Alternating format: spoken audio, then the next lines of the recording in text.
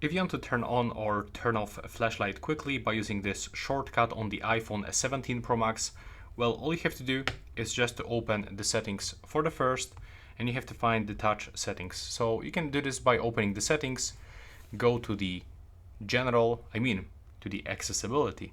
And now you have to scroll down and just go for touch settings just at the top. Now we have to scroll down for back tap. And for double tap or triple tap, you have to scroll and select torch. And that's basically everything. When it's turned on, you can just simply double tap on the back of your iPhone. You can do this here, or you can tap on the Apple logo. And sometimes when it's not working for some reason, you have to just like swipe through this logo. There we go. So double tap.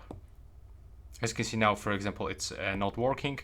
But now as you can see, after swiping, it's working. So we can quickly turn it on and off. And that will be everything. Thanks for watching.